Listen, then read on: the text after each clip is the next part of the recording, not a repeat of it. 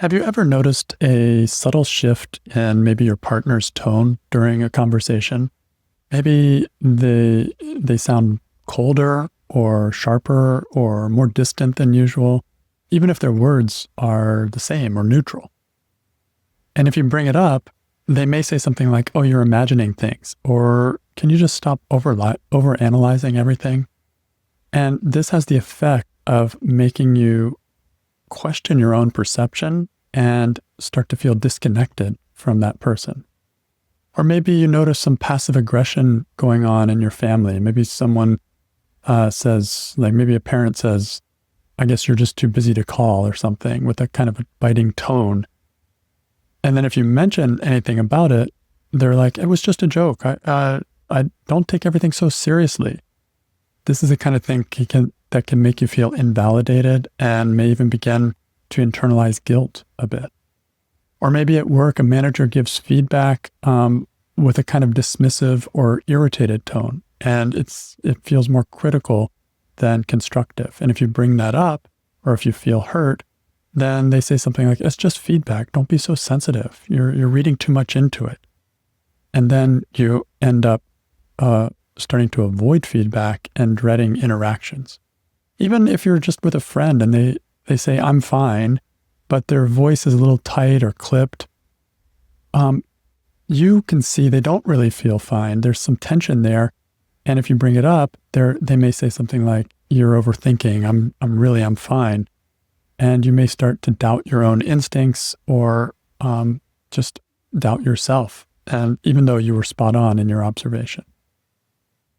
So why do others sometimes shame us for being too sensitive or overthinking when we notice tone of voice?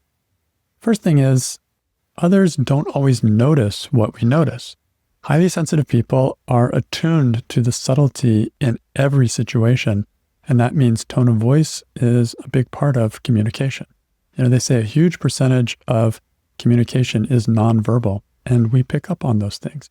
Everyone does to an extent, but we really pick up on them more than other people.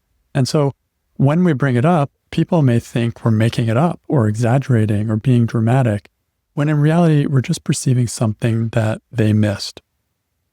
It also can challenge other people's self-image. So when you pick up on tension or frustration or condescension in someone's tone, it can make that person feel exposed or uncomfortable.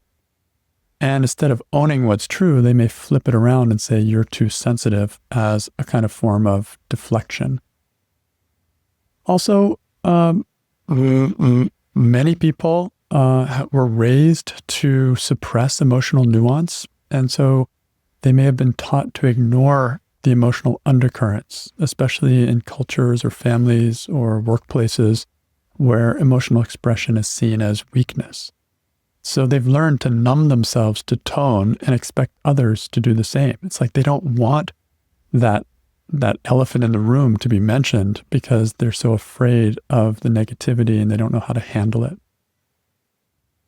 Another thing that others may be afraid of is deeper emotional conversations. And so when we bring up subtle cues like, the way you said that felt sharp, it often invites vulnerability. And some people are uncomfortable with emotional depth and prefer to keep interactions surface level. And so shaming sensitivity becomes a way to avoid going deeper. As you can see, these are defense mechanisms of other people when we pick up on things that they may not be wanting to pick up on. Also, culturally, there's a long-standing myth that sensitivity equals weakness. So when an HSP says that tone felt harsh, others might interpret it as you're being too fragile.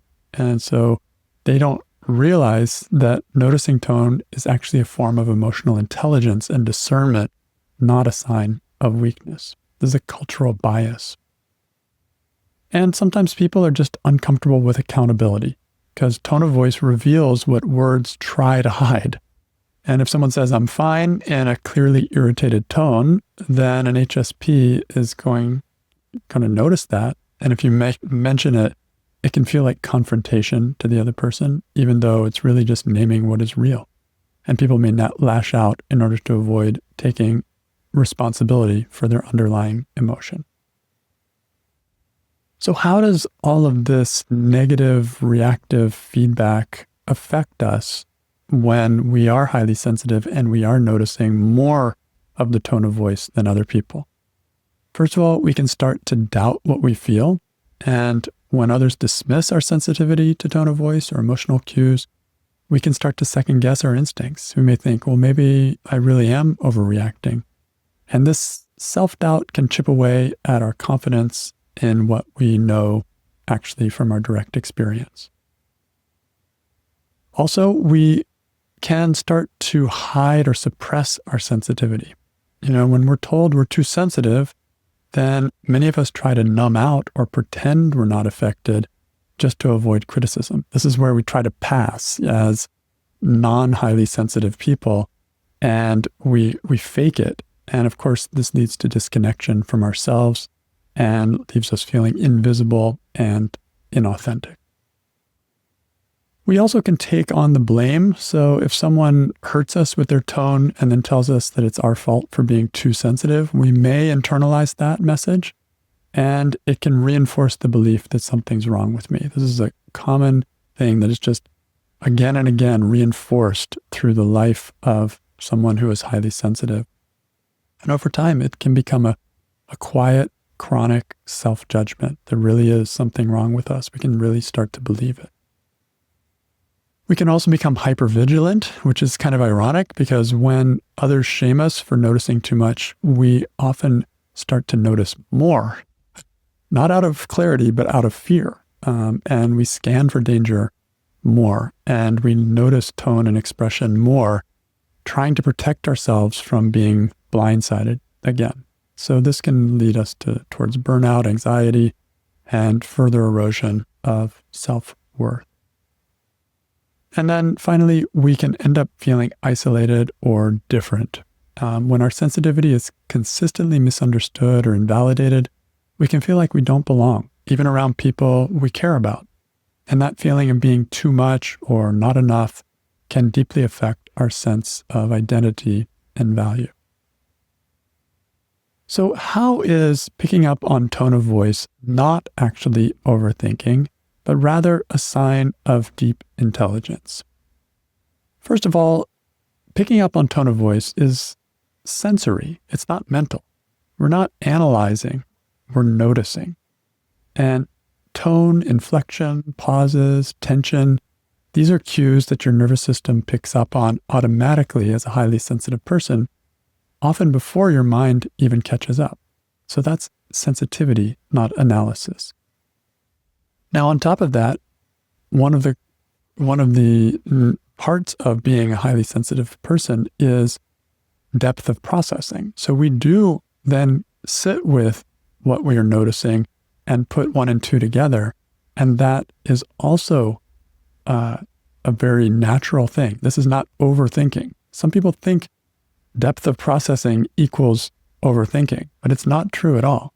It's a powerful ability to analyze something and come to conclusions based on intelligence. So why else is this picking up on tone of voice not overthinking? And why is it more of a focus on intelligence or awareness that there's something deeper here? It reflects emotional and social intelligence. So recognizing subtle shifts in tone can mean that you are able to attune to others' emotional states, even when they're unspoken. This is the hallmark of empathy, and this is the foundation for connection and trust and leadership even. So a lot of people miss these cues, but as a highly sensitive person, you don't. You're wired that way. Also, our ability to pick up on tone helps prevent miscommunication. We're tracking not just what someone says, but how they say it.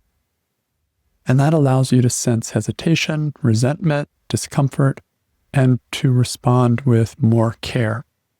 This makes you more effective as a communicator or as a teammate or as a partner or as a leader. So you're noticing what's going on underneath the surface.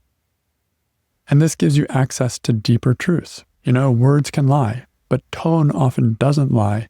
And by picking up on tone, you can sense when something's off, even if something sounds fine on the surface. This is not paranoia. This is discernment. And it's an amazing skill, and it's very important. It's actually what allows therapists and artists and healers to do what they do.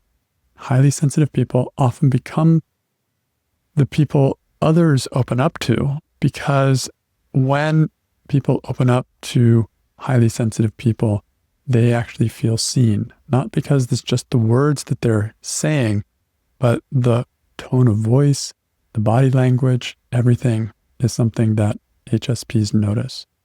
So your sensitivity to tone of voice is part of that gift, and it can help people feel safe enough to be real.